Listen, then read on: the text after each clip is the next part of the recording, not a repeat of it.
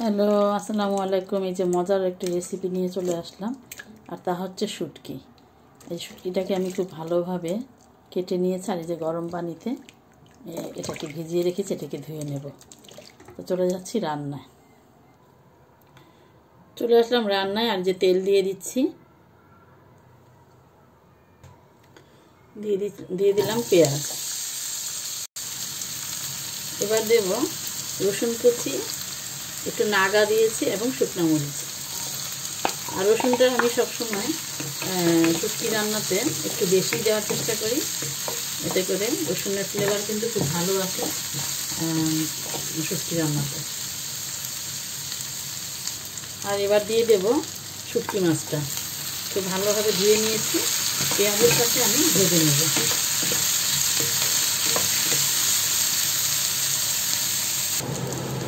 এবার দিয়ে দেব যে কিছু মশলা দিয়ে দেবো, মরিচের গুঁড়া, হলুদের গুঁড়া, ধনিয়া গুঁড়া আর প্রয়োজন অনুযায়ী লবণ।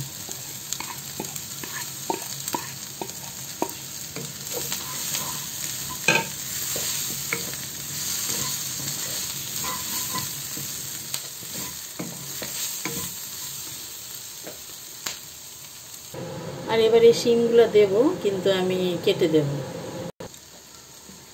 এই যে একটু মশলার সাথে ভেজে আমি এখন কুচি করে রাখা শিমটা দিয়ে দিলাম।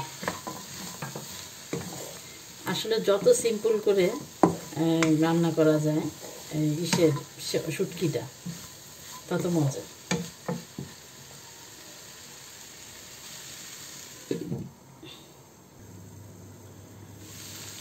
আচ্ছা, একটু শিমের সাথে ভাজলাম।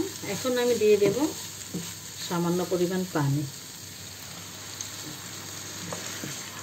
বা জাস্ট শিম এবং মশলা আছে সব কিছু খুব ভালোভাবে আর কি শুটকির সাথে মিশে যাবে, এই কারণে একটু পানি দিয়ে দিলাম।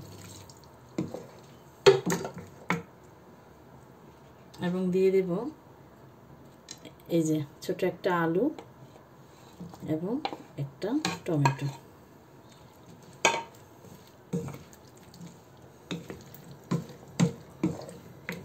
এবার এটাকে আমি ঢাকা দিয়ে ঢেকে রান্না করে নেব।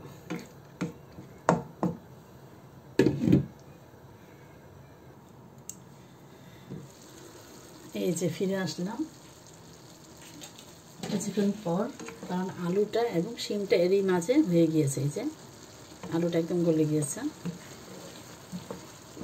এই দেখো এরই মাঝে হয়ে গেল শিম আলু দিয়ে শুটকি ভুনা, লইট্টা শুটকির ভুনা। এই যে একদম সিম্পল রান্না, খুবই মজাদার স্বাদে। আর এই যে পরিবেশনের জন্য তৈরি। এই দেখো সাথে যদি থাকে গরম ভাত, সাদা ভাত, ওয়াও।